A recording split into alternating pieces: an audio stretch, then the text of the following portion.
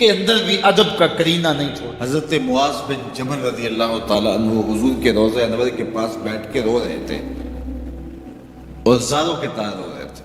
حضرت عمر رضی اللہ تعالیٰ عنہ گزرے تو روک گئے، کہا معاذ کیا ماجرا ہے؟ تو حضرت معاذ بن جبل نے کہا کہ اس مبارک روضے کے مکین کا ایک فرمان یاد آیا جس نے مجھے رلا دیا۔ کہا وہ کیا فرمان تھا؟ کہا میرے حضور نے ارشاد فرمایا تھا کہ تھوڑی سی ریا بھی شرک ہے، بہت زیادہ ریا تو دور کی بات ہے، تھوڑی سی ریا بھی شرک ہے۔ تو اللہ کی بارگاہ میں دعا کرتے ہیں اللہ ہمیں ریا سے ہمیشہ محفوظ فرمانا۔ اس کی چالیں بہت باریک ہیں، تو اپنے آپ کو ہمیشہ ریا سے بچائیں اور ایک دوسرے کے لیے بھی یہ دعا کریں، چونکہ ریا عمل برباد کر دیتی ہے، اور کسی بھی عمل کو، کسی بھی گناہ کو شرک نہیں کہا گیا سوائے ریا کے، ریا کو شرک اصغر کہا گیا۔ حضرت ابو ہریرہ رضی اللہ تعالیٰ عنہ فرماتے ہیں کہ حضور علیہ السلام نے ارشاد فرمایا جب الحزن سے اللہ کی پناہ مانگو۔ عرض کی یا رسول اللہ صلی اللہ علیہ وسلم جب الحزن کیا ہے؟ کہا یہ جہنم میں ایک وادی ہے، اور یہ وادی اتنی خطرناک ہے کہ خود جہنم ایک دن میں 400 مرتبہ اس سے پناہ مانگتی ہے۔ صحابہ نے حضور سے عرض کی اے اللہ کے محبوب صلی اللہ علیہ وسلم وَمَن يَدْخُلْهَا، اس میں داخل کون ہوگا؟ تو حضور نے ارشاد فرمایا وہ قاری، وہ علماء جو اپنے اعمال لوگوں کے دکھلاوے کے لیے کرتے ہیں، اس میں وہ ڈالے جائیں گے، وہ پھینکے جائیں گے۔ یعنی یہ اتنی دردناک وادی ہے کہ اس سے ایک دن میں 400 مرتبہ خود جہنم بھی پناہ مانگے، چونکہ یہ دکھاوے کا جو معاملہ ہے یہ بڑا ہی نازک سا ہے، یہ بڑا ہی حساس ہے۔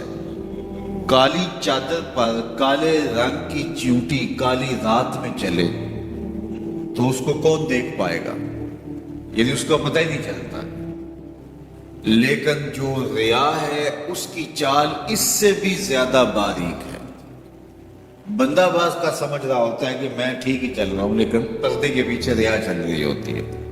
یعنی کسی کو سمجھ نہ آئے یہ تو دور کی بات ہے، بعض وقت بندہ خود بھی جو ہے وہ غیر محسوس ریا کا شکار ہو رہا ہوتا ہے۔ اب یہ حدیث جو ہے وہ خاص طور پہ ہماری زندگی کے اندر ہمیں پلے باندھنے کی ہے، اور ہمیشہ اگر یہ حدیث ہمیں ملحوظ رہے تو کبھی بھی ہمیں اپنے کام پر تکبر پیدا نہیں ہوگا کہ ہم نے اتنا کام کیا ہے، پتہ نہیں ہمارا کام کسی ریا کا شکار نہ ہو گیا ہو۔ تو اللہ سے قبولیت کی دعا کی جائے کہ اللہ جو توفیق ہے وہ بھی تیری جانب سے ہے، اور مالک قبولیت بھی تیرے کرم سے ہے، ہماری طرف سے کوتاہیاں ہی کوتاہیاں ہیں۔ اس لیے مالک جو ہمیں معلوم ہے ہم اس کی بھی معافی مانگتے ہیں، اور جو معلوم نہیں ہے، جو باریک چالے ہیں، اللہ اس سے بھی ہم معافی طلب کرتے ہیں، اور اللہ ہم سب کو اپنی پناہوں کا احسان عطا فرمائے۔ حضرت کعب احبار تابعی ہیں، لیکن چونکہ پچھلی کتابوں کے عالم تھے اور پھر دین اسلام کو بھی بڑے غور سے، تدبر سے، دقت نظر سے، امعان نگاہ سے پڑھا، تو ان کی رائے بڑی مضبوط اور معتبر ہوتی تھی۔ تو صحابہ ہو کر تابعی سے پوچھتے، تو بڑا چھوٹے سے پوچھتے تو حرج ہے نہیں ہے۔ تو حضرت کعب سے حضرت عمر رضی اللہ تعالیٰ عنہ نے کہا اے کعب تم بتاؤ ارباب علم کون ہے، علم والے کنہیں کہا جاتا ہے؟ تو حضرت کعب نے جو جواب دیا سنو، یہ ان کی زندگی کا نچوڑ تھا۔ 2 شریعتیں جو انہوں نے پڑھی تھی اس سے انہوں نے جو خلاصہ نکالا، اور حضرت عمر نے پوچھا، انہوں نے ان کو بتایا اہل علم وہ ہیں جو جانتے ہیں اس پہ عمل کرتے ہیں۔ حضرت عمر نے کہا ٹھیک، مطمئن ہو گئے کہ میرا بھی یہی خیال ہے۔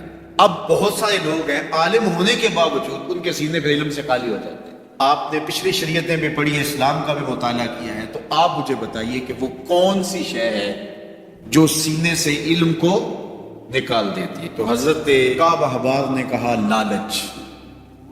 جب عالم کے سینے میں لالچ آتا ہے تو لالچ ایک طرف سے داخل ہوتا ہے، علم دوسری طرف سے نکل جاتا ہے۔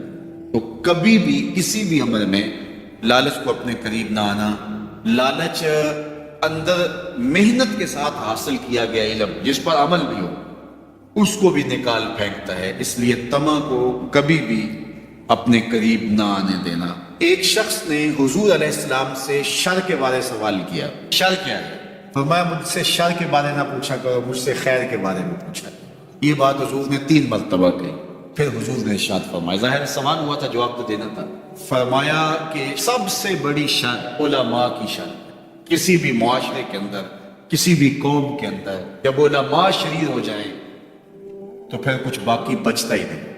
چون کفر از خانہ کعبہ برخیزد کجا مان مسلمان. حضور کہتے ہیں جب کعبے سے کفر اٹھ کھڑا ہو تو پھر مسلمانی کہاں رہے گی.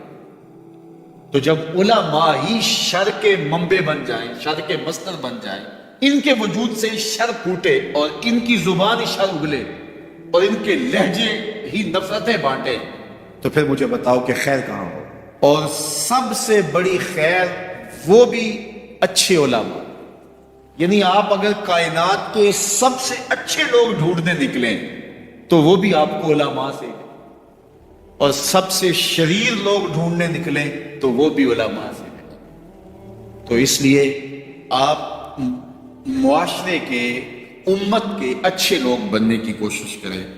اللہ مجھے آپ کو اپنی خاص پناہوں میں اور خاص کرم نوازیوں میں رکھے. اسلام کا وہ دور ہے کہ جب حضور مسجد نبوی سے باہر نکلتے ہیں تو آگے حضرت عمر و ابو بکر رضی اللہ تعالی عنہما کھڑے ہیں.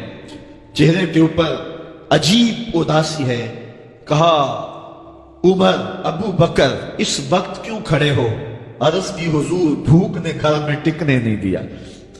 ہم نے چاہا حضور کا چہرہ دیکھ لیں تو کچھ پیاس بجھ جائے، کچھ بھوک مٹ جائے.